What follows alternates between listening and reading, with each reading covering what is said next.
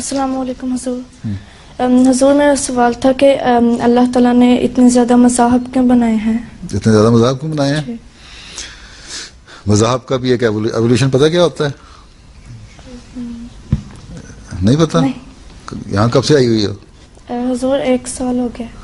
ارتقاء پتہ ہے کیا ہوتا ہے؟ وہ بھی نہیں پتا اردو میں. ایک جب انسان بنا ہے نا، انسان کی سوچ محدود تھی، ٹھیک ہے؟ اس وقت اس سوچ کے حساب سے جب اللہ تعالیٰ نے آدم کو پیدا کیا یا آدم کے ذریعے سے مذہب شروع کیا، آدم تو بہت سارے پیدا ہو چکے ہیں اس دنیا میں، مذہب کو شروع کیا تو اس وقت ایک چھوٹا سا ایک مختصر سے باتیں بتائیں کہ یہ نیکیاں ہیں، یہ برائیاں ہیں، ان پہ چلنا ہے تم نے. پھر اگلی نسل آئی، تھوڑا سا ڈیولپ ہوا ان کا دماغ اور ان کی سوچ، تو ان کو کہا اچھا اب یہ باتیں ہیں، اور مزید نبی آتے گئے، یہ نیکیاں تم نے کرنی ہیں.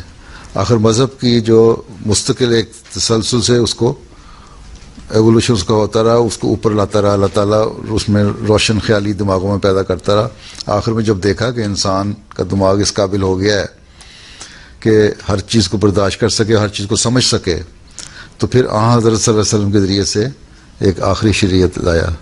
تو ہر زمانے میں جو پہلے مذہب آئے وہ لوکل مذہب ہوتے تھے. ایک وقت میں کئی نبی ہوتے تھے، ٹھیک ہے؟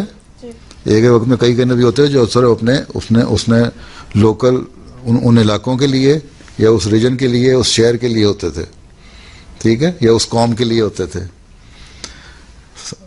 ساری دنیا کے لیے صرف ایک ہی نبی آیا ہے جس نے دعویٰ کیا کہ میں ساری دنیا کے لیے آیا ہوں، وہ حضرت صلی اللہ علیہ وسلم ہے. اس لیے اور سب نبیوں نے یہ پیش گوئی کی تھی کہ ایک نبی آئے گا آخر میں جو سب کو اکٹھا کر لے گا. اس لیے مذہب مختلف تھے ان لوکل لوگوں کی، ایک تو لوکل لوگوں کے لیے، ایک ان کی دماغی صلاحیتوں کے مطابق، اس ماحول کے مطابق. اور اب کیونکہ دنیا پھیل گئی، ایک دوسرے سے ملنے لگ گئے، نئی ایجادیں ہونے لگ گئیں، اس لیے آن سلم کو بھیجا تاکہ ساری دنیا کے لیے ایک اعلیٰ قسم کی تعلیم مل جائے.